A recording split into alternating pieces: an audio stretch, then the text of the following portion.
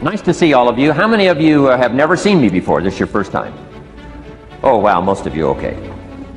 I keep thinking for sure I'm more famous than that, but, you know, that is the truth. I'm delighted to be here. Been looking forward to it for a long time. And it's nice to be back. You know, I was here not too long ago. It's nice to be invited back. It says something when you're invited back. Doesn't say everything, but it says something. Maybe it says, let's give him one more chance, right? See if he can get it right this time. But I'm delighted to have all of you here. We're going to spend the day together. I feel two major responsibilities, and I'm sure you can guess what those are. Number one is to make sure you get your money's worth. Right? When you shell out your cash, especially these days, you want to make sure you get full value for the money you spent. And I know the tab for the seminar was not that much. Pretty modest fee to get in. Most of you, your tips for the week, right? So it wasn't that much, but I want you to be able to say when you walk out of here today, it was worth my money. But my biggest responsibility is to make sure you get your time's worth. And the reason I say that is because time is more valuable than money. In fact, you might start your notes with that. Time is more valuable than money. You can get more money, but unfortunately you can't get more time. If somebody asks you to spend your money, that's pretty easy, right? We live in America. We're wealthy. So the money's not the problem. But what if somebody asks you to spend a day? Right? You got to think that over carefully. And I know you did. I wouldn't waste one of my days, not for anybody, not for anything. Once I understood how valuable they were, I don't waste any. But to make an investment like today of your money and your time, I appreciate that. Today's going to be costly for me. It's going to cost me one of my days to be here, right? And some money, of course. But, you know, I don't need the money. I take the money, but I don't need the money. But guess what I do need? The time. So I'm here not to just joke with you. I'm here not to just tell some funny stories and give a performance and walk away. I'm here to give you some value, and I want to make it worth your time. I'm going to invest a day. You're going to invest a day. Let's get the most out of it and see what we can walk away with today. Anyway, for you that have not seen me before, just very briefly, let me just tell you my story. I grew up in Idaho, farm country, southwest corner of Idaho. In fact, my father still lives on the old homestead where I grew up. He'll be 89 his next birthday. He still hasn't retired. I'm proud of my dad. He's never been ill. He's really something. I'm trying to get him to retire this year, 88. I'm telling my father, what a good year to retire when you're 88. And he says, hey, talk to me in 10 years, right? I might be ready. But anyway, I went to high school. I graduated. I went to college 1 year. Halfway through my second year of college, I decided I was smart enough, so I quit. One of my major mistakes. I should have stayed in school.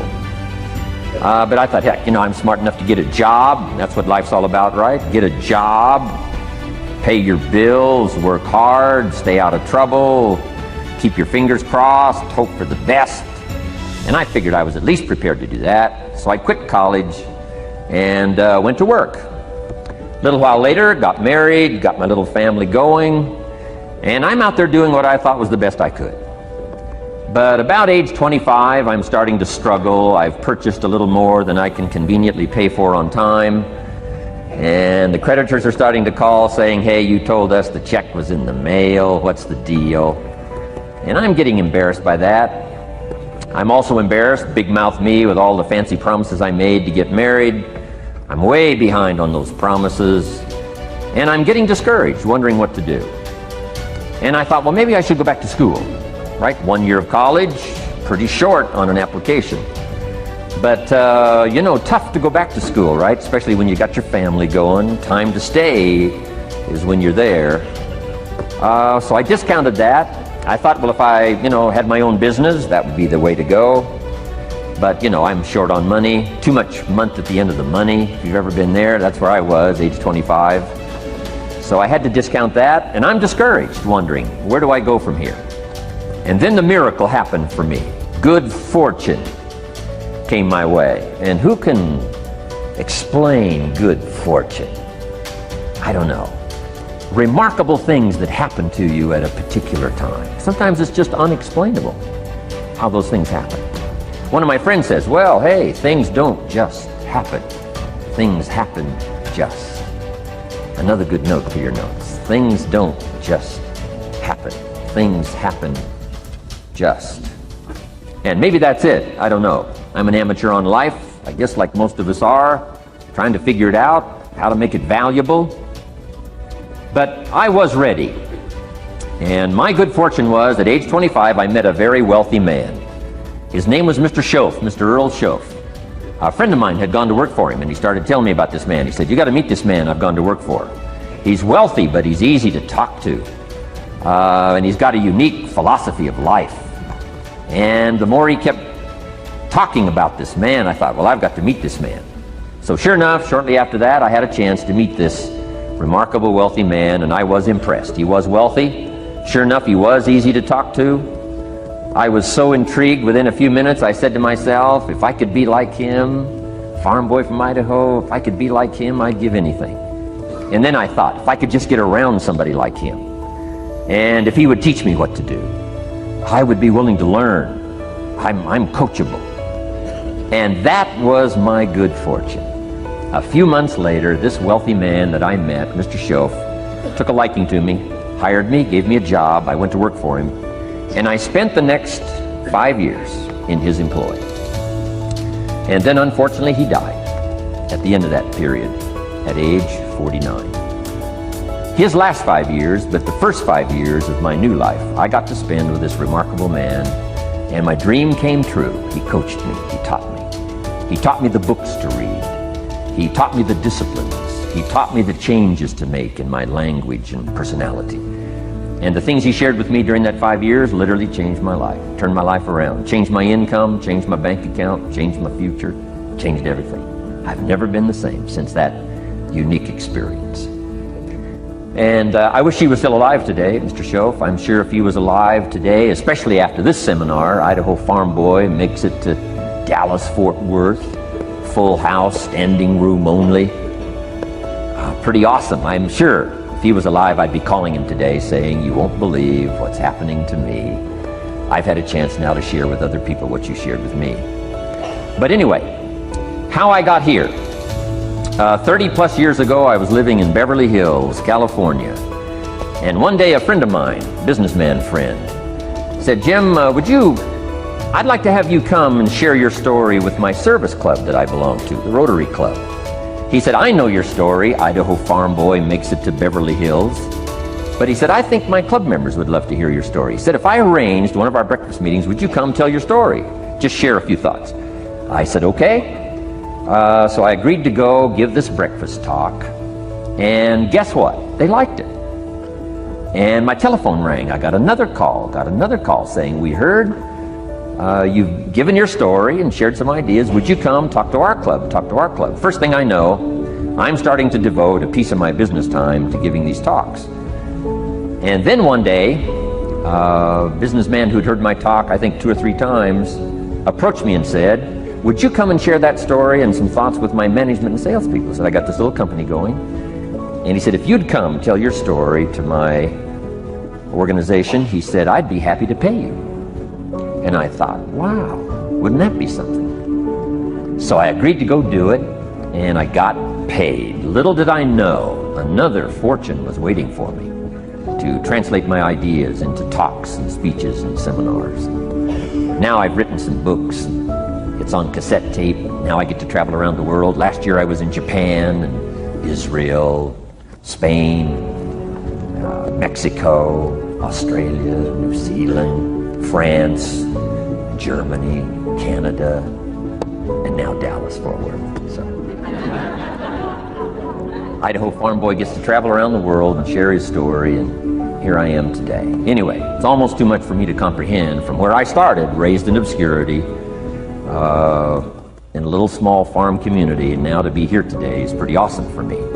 So anyway, that's just a little bit about my story. My story is probably more intriguing for me than it is for you, but I wanted to hear it again, so I thought I would just, bore you with it. Anyway, I don't ask you to be impressed today. I'm the one that's impressed from where I came from to have a chance. But that's the American dream, right? Come true. Chance to start from scratch, start from obscurity, start with pennies, start with nothing, and have a chance to transform your life, change your life, set your goals, and see what you can accomplish. So anyway, that's how I got here, and I'm just delighted that this day has arrived, and I truly want to make it valuable for you. Let's go to work. Here's what I hope you'll find out of this seminar today for your notes.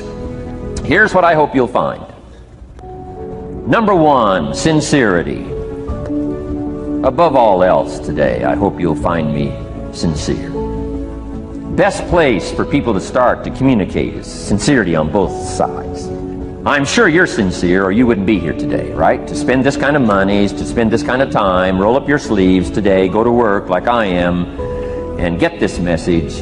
You've got to be sincere. So I assume you're sincere. Now I want you to see me sincere. But I've got a good note for you to make. Sincerity is not a test of truth.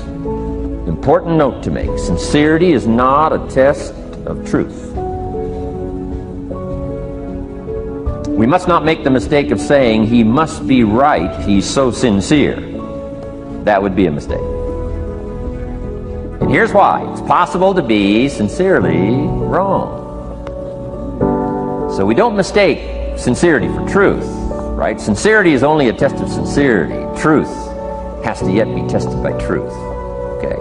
But hopefully you will find me sincere and truthful. Next, a combination of things I hope you'll find here today. Ideas plus inspiration. Ideas plus inspiration. Ideas, business ideas and social ideas and personal ideas. We all need ideas. Right? How to have a good day ideas, how to have a good year ideas, how to have your best year ever ideas, good health ideas, personal relationship ideas, how to deal with your family ideas, sales management ideas, financial freedom for the future ideas. We all need good ideas. So today I hope you gather up by notes and by what you can remember a lot of ideas. I want to share as many with you as I possibly can in the time constraints we have. Today is going to go very rapidly. I used to think a day like this was a long day. Found out it's a pretty short day. But I'm going to go as fast as I can, share with you as many ideas as I possibly can. And here's why. Ideas can be life-changing. Ideas can be life-changing. And sometimes all you need is just one more in a series of good ideas. It's like dialing the numbers into the lock. Right? You got 5 or 6 numbers dialed into the lock. The lock still won't come open, but you don't need 5 or 6 more numbers. Maybe you just need one more, and maybe a seminar like this could do it. A sermon could do it. The lyrics from a song could do it. The dialogue from a movie could do it.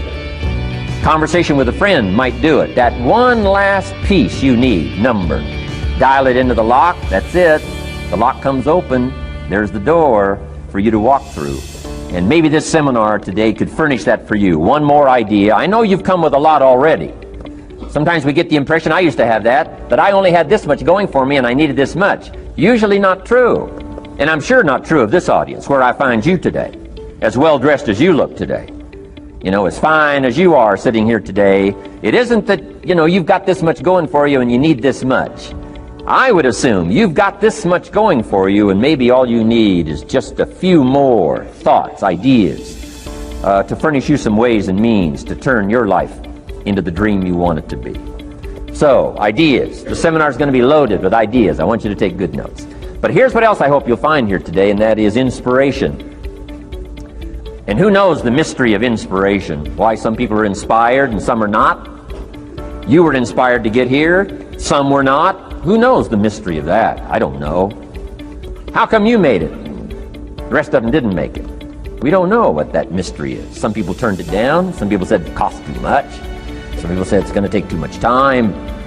Some people are too busy. Right? A lot of different excuses why some are inspired to take advantage of something that comes to town. Others pass it up. We don't know the mystery to that. Here's what I call it. Mysteries of the mind. And I just leave it at that. Some things I don't try to figure out. I take the simple approach now. Right? Some people do and some people don't. I mean, that's about as profound as my philosophy is. Some buy and some don't buy. Some go for it and some don't. Some change and some don't. And if you've been around for a while, you can usually work out the numbers, right? Out of 10, 3 do, 7 don't. Whatever business you're involved in, pretty soon you got this ratio going.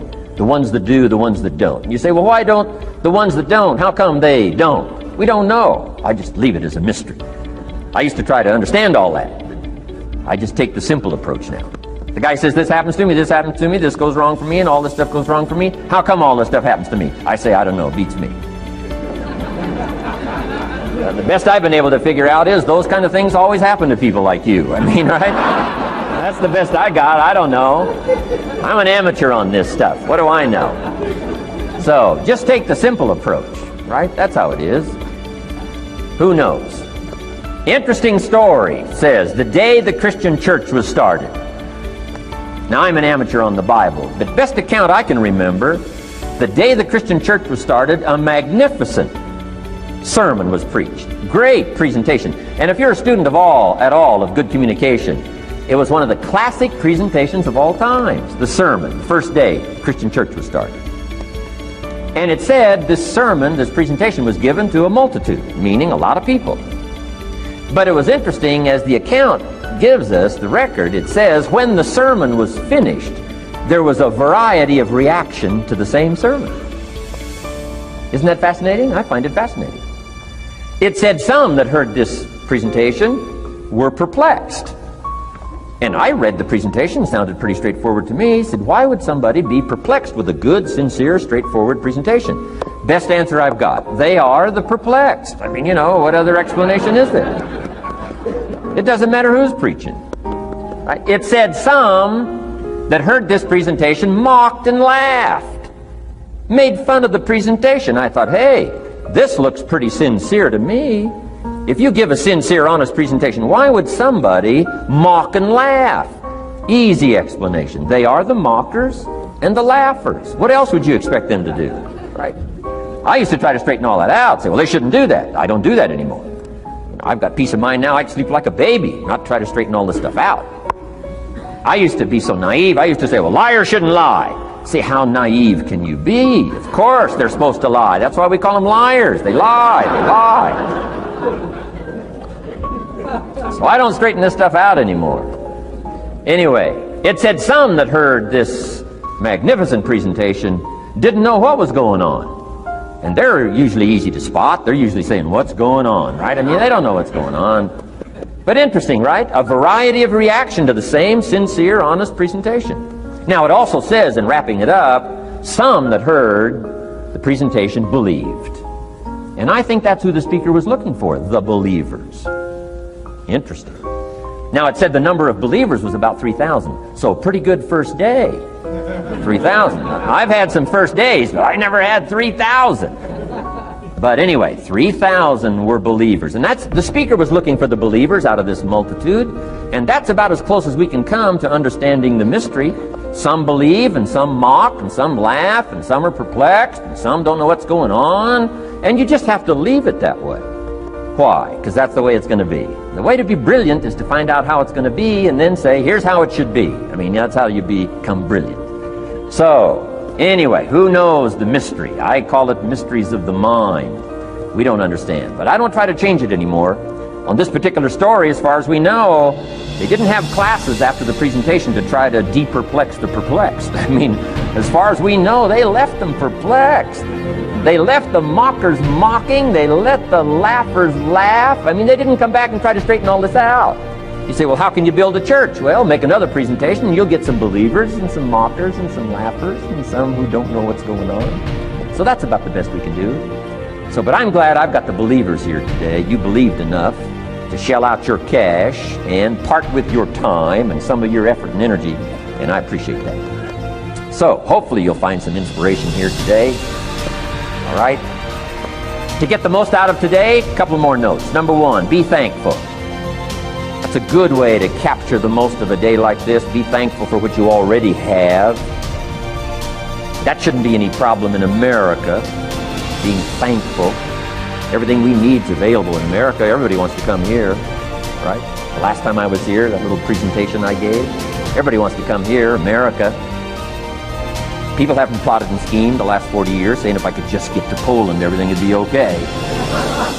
No, everybody wants to come to America. Why? Everything's available here. All the books you need, all the sermons you need, all the churches you need, all the schools you need, all the instruction you need, all the inspiration you need, all the capital you need, all the markets you need, all the challenge you need, all the information you need, all the seminars you need. Everything's available here. This is America. So number one, let's be thankful for what we already have. Thanksgiving does this. Opens up the doors, opens up the windows, opens up the channels. Thanksgiving for what you already have. I did a seminar one weekend up at the ranch, up at Clear Lake. Got a lodge up there. Nice setting, high valley, high serenity range. For the weekend, Friday evening, Saturday, Sunday. People drove in from around California. I got there late Friday afternoon. Everybody had pretty well already gotten there. I couldn't believe the parking lot. Continentals and Eldorados and Mercedes and Cadillacs and unbelievable. Ferrari, one Rolls Royce, unbelievable. I walked in, good looking crowd about like this, sitting there ready for the weekend seminar. My opening remarks were, ladies and gentlemen, I think the rest of the world would find it strange that we have all come here this weekend to try to figure out how to do better. I think the rest of the world would say, I don't understand. Guy in his Rolls Royce saying, I got to get to the seminar, find out how to get another one of these Rolls Royces. Unbelievable. Anyway, let's be thankful. Here's what locks up the doors and the channels to receive more: cynicism. That locks you away. That prevents you from learning more. Being a cynic about the past and the future. A cynic about the marketplace. Cynical about the people. Cynical about the institutions. Cynical about the setup. Cynical about yourself. Cynical about your chances. See, that locks away all the chance for stuff to flow your way. So, good advice, I think, today. Start off, be thankful. Here's number two, listen well. That's going to be a challenge today, I understand that. Seems like most of, our life is still going on outside these four walls, right? Most of our life seems like it's all, continuing out there. Family and business and associates and market and economy and whatever else is happening in the midst of your life. And to sort of, pull your attention from what's going on out there and put it in here for just a few hours, I know is a challenge. But do the best you can, listen well. And here's the last one, take good notes. Be a good student today, take some good notes. I've not come to entertain you. As you can tell by my opening joke, right? I would not make it in Las Vegas. So we don't have a dog and pony show today, no entertainment. But I do have some ideas. Take some good notes. Somebody showed me the other day notes that they took about 21 years ago, attending one of my seminars out in Los Angeles. He said, I still use these notes I took 21 years ago to help me in my business, relationship with my family. So I'd like to have these notes that you take today become that valuable for you. Then it would be worth me making the investment to come and spend a portion of my life, my time, my energy here. And I want this investment I'm making here today to pay off. And one of the ways it can pay off for me is for you to take good notes and then go away and use whatever makes sense. Because what I feast on coming back around is the stories out of this audience today. Sure enough, 6 weeks from now, 6 months from now, 6 years from now, somebody's going to, by phone, by letter, by personal contact, walk up to me and say, the things you shared that day got me thinking. And I started making some changes, and let me tell you what's happened to my business, let me tell you what's happened to my sales career, let me tell you what's happened to my relationship with my family. See, that'll make it worth it for me. Not the money, the return. Something you can't buy with money. If somebody says, thank you for touching my life and taking the time to make the investment. And that's what I'm all about. So if you'll become a good student today. And here's the last note. Don't be a follower, be a student. You'll be happy to know today we haven't come seeking disciples. We've got no movement for you to join. I'm just here to share some of my experiences, good ideas best I can. But I think that's good advice. Don't be a follower, be a student, right? Take advice but not orders. Take information, but don't let somebody, order your life. Make sure what you do is the product of your own conclusion. Excellent note to make. Make sure what you do is the product of your own conclusion. Not to do what someone else says. Take what someone else says, process it, think about it, ponder it. if it makes you wonder, if it makes you think, then it's valuable. Then when you go take action, make sure that the action is not what somebody told you to do. Make sure the action is the product of your own conclusion. If you'll follow just a little bit of those simple guidelines, I'm telling you, the learning process can be speedy, swift, powerful. Your learning curve can go up, and then applying it to your business, your life, your family, conversations, equities of all kinds. You'll find some progress like I did that first 5 years when I met a teacher willing to share with me, turn my life around. Progress I couldn't believe happened for me. Okay, let's get started.